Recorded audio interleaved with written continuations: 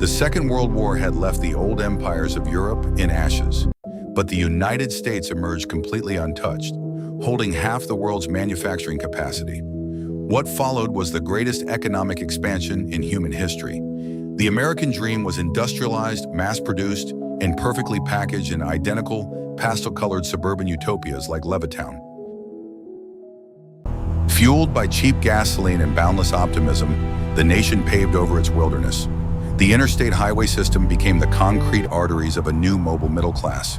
It was a golden age of endless horizons and chrome-plated confidence. But this new paradise required a captive audience. The television set became the glowing altar of the modern living room. For the first time in history, corporations could beam a perfectly synchronized, highly sanitized reality directly into the minds of millions simultaneously. Yet beneath this manicured plastic surface, a profound cultural earthquake was brewing. Away from the quiet suburbs in the dark, sweating juke joints of Chicago, the raw, acoustic sorrow of the Delta was being plugged into amplifiers.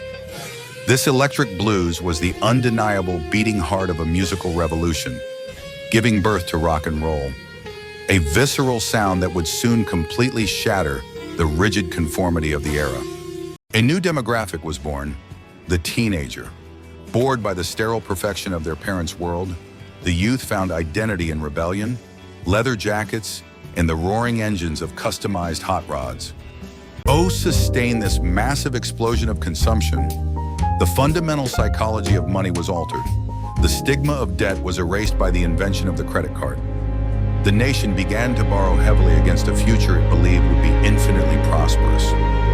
But the American dream was strictly segregated by design. In the Jim Crow South and in the red line neighborhoods of the North, millions of Black Americans were brutally and systematically excluded from this era of abundance, forced to live behind an invisible, ironclad wall of institutionalized racism. Does your modern kitchen lack that certain sparter? Keep your husband smiling and your floors shining with the new love. Just one to get through the afternoon. Then everything will be perfect again. Because hovering over this entire fragile utopia was the absolute paralyzing terror of the atomic bomb. The Soviet Union had acquired the bomb. The world was split into two hostile, nuclear-armed camps. Paranoia seeped into the groundwater of American culture. Families dug concrete bunkers in their backyards, preparing to survive the end of human civilization. The Cold War had begun, a terrifying silent conflict fought not with invading armies, but with espionage, proxy wars, and the constant, suffocating threat of mutually assured destruction. Are you now, or have you ever been, a member of the Communist Party? I refuse to answer that question, Senator, on the grounds that it violates my First Amendment rights. Fear was weaponized. In the name of national security, the government launched massive witch hunts. Careers were destroyed, lives were ruined, and political dissent was equated with treason. The paranoia was absolute. Atomic spies were sent to the electric chair, a grim warning that the state would show no mercy in the ideological war for global survival. To deter the Soviets, the United States kept a fleet of nuclear-armed B-52 bombers airborne 24 hours a day, 7 days a week. The apocalypse was literally hovering in the stratosphere. The fate of the entire planet now rested entirely on a few men, sitting in dark rooms, waiting for a red telephone to ring. The first true flashpoint of the Cold War did not happen in Europe, but in the freezing, brutal mountains of the Korean Peninsula.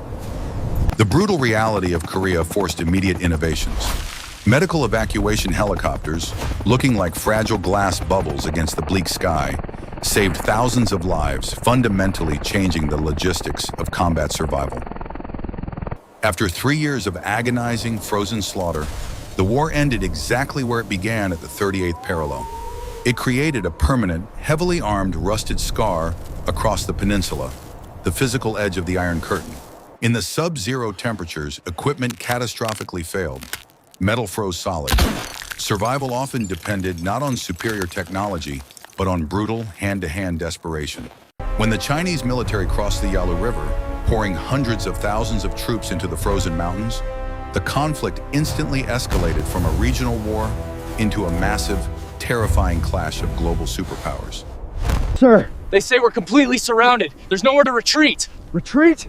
Hell, we're just attacking in another direction. Keep moving. Over 36,000 Americans died in the freezing mud and snow. It was a devastating, horrific toll for a conflict that would eventually be overshadowed and labeled by history as the Forgotten War. Korea cemented the Truman Doctrine.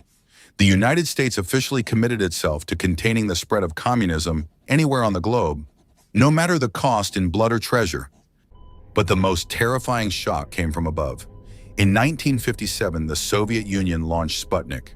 The enemy was no longer just across the ocean. They were flying directly over American homes in the untouchable void of space. The space race became the ultimate ideological battleground. Driven by pure existential panic, the United States funneled billions of dollars into a massive, unprecedented scientific endeavor to reclaim the heavens. The exact same ballistic technology designed to deliver nuclear annihilation to Moscow was suddenly desperately repurposed. The fire of the rockets was now meant to push humanity into the cosmos. 0G, and I feel fine. The view is tremendous. I can see the whole coast of Florida. The ultimate crisis of the Cold War began quietly in highly classified dark rooms. American intelligence analysts decoded the terrifying geometry of Soviet nuclear missile sites rapidly materializing in the jungles of Cuba. If we attack, they strike Berlin. If we do nothing, they have nuclear weapons 90 miles from our shore. Initiate the quarantine. We stop their ships on the open ocean. The two superpowers finally collided on the open ocean. It was a terrifying game of geopolitical chicken, a naval blockade where one wrong move by a single submarine commander could end human history. The symbolic doomsday clock, maintained by atomic scientists, ticked closer to midnight than it ever had before. The illusion of safety was completely shattered. The world came within minutes of absolute thermonuclear annihilation. Finally, the Soviets blinked. The missiles were removed. But the psychological damage to the American psyche was profound and permanent. The optimism of the early 1960s was completely shattered in Dallas, Texas. The assassination of President Kennedy violently severed the nation from its innocence.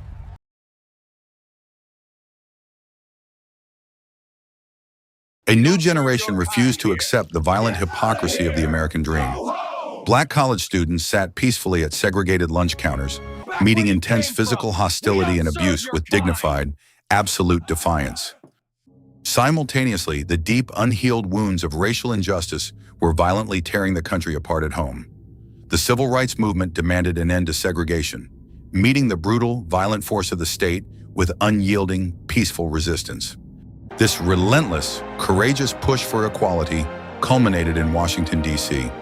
A massive sea of humanity marched on the Capitol, demanding that the nation finally live up to the true, unfulfilled meaning of its founding creed. But across the globe, the fear of communism spreading, the belief that if one country fell, the rest would follow like dominoes, blinded American policymakers to the complex realities of nationalism. But as the nation fractured at home, it was slowly being dragged into a catastrophic quagmire halfway across the world. Driven by the fear of falling dominoes, America committed its military might to the dense, unforgiving jungles of Vietnam. In Vietnam, the line between enemy combatants and innocent civilians completely dissolved. Villages were burned to the ground to save them, and the moral authority of the empire began to rot in the humid crossfire. Vietnam became the first television war. The horrific reality of combat, the body bags, and the burning villages were broadcast directly into the living rooms of the American public every single night. Back home, the youth violently rejected the war. Draft cards were burned in the streets. The unified patriotic consensus of the 1950s completely unraveled, replaced by deep generational rage.